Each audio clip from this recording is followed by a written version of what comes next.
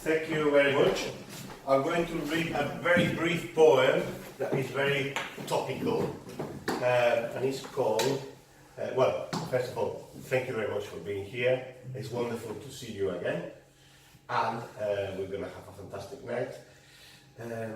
My poem of this book, Goddess Summons the Nation, is it's got a different name, but now it's going to be called Cake It or Leave It. Cake it or leave it. I have never been an island, nor a chunk of it. I could never be one, because I am a social being made of flesh and emotions, and so are you. Cake it or leave it. We never were an island. In fact, there is no we that anyone speaks for. The sea is mainly a friend, an open road for all. Storms are exceptions, but national hyperventilation does not help. Cake it or leave it. Our hearts are big enough to cherish complex loyalties like we love mothers and fathers and brothers and sisters. We can love England, Yorkshire, Britain, Leeds, Spain, Europe, London in an equal, non-conflicting manner. Cake it or leave it. Thank you. And then we're going to listen to a poppy story by Rhodes. Thank you very much, Anne. Tomorrow is... Tomorrow is Armistice Day, Remembrance Sunday.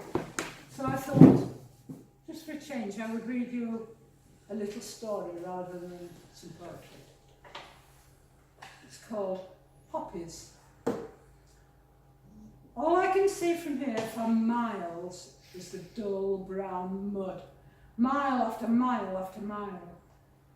Dawn has barely broken, and it is too early for the call to arms, the call to clamber through the sticky mud and trudge to a certain death. It is almost the first morning for weeks when we have not already been climbing stickily out of the mud and endeavouring to run to the enemy through the non-light of a not yet broken dawn. Whether you trudge in the footsteps of your friends, your colleagues, your mates in arms, or whether you run in an endeavour to avoid those cruel striking enemy bullets, you will nonetheless, almost inevitably, end up dead. Well, that is how it seems to me. I have spent months in this hellhole, and so far I have been lucky. Lucky?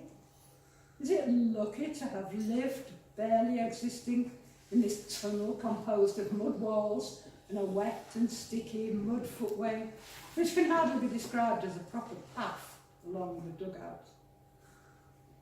We have cleared the current pile of dead bodies away from the path we need to walk, away from the walls we need to lean on, in order to rest our guns along the top and shoot that cursed enemy.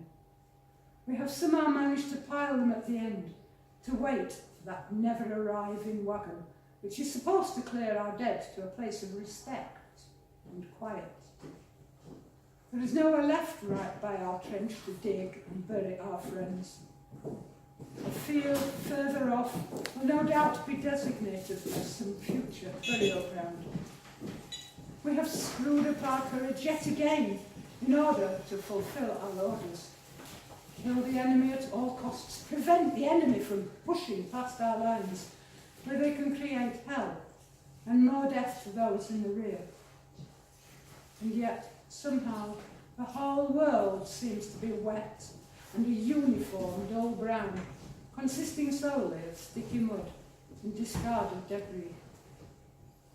Not the normal debris of life, such as clean paper rubbish, but the now normal debris of lost boots, torn bits of uniform, and darkened areas which you know without touching are rivers of soaked-in blood.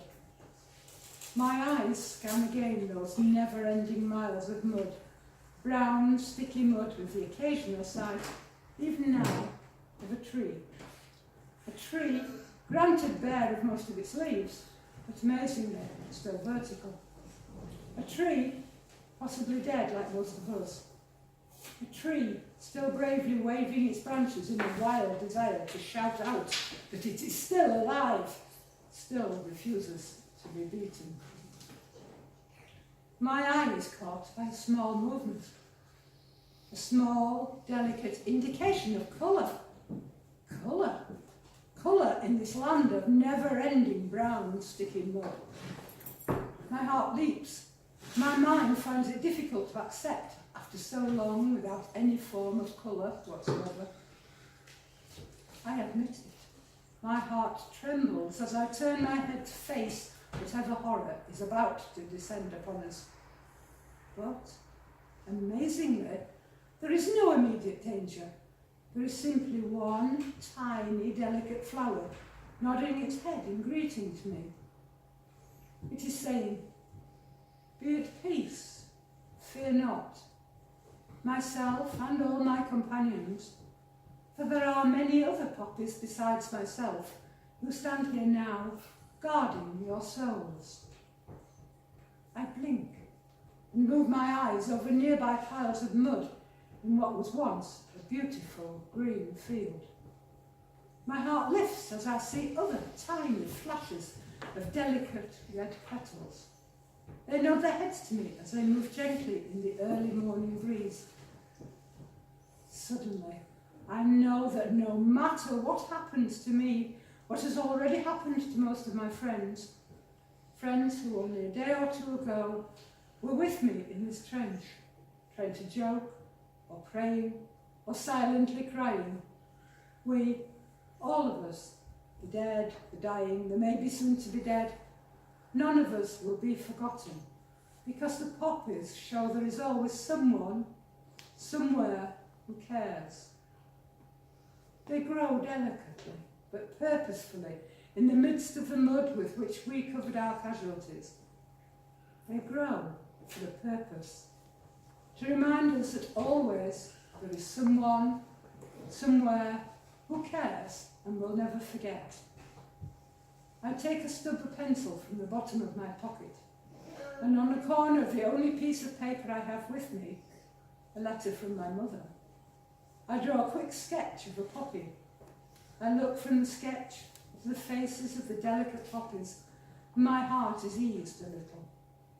I take a deep breath and force myself to go on with the job of scanning the horizon across the never-ending mud.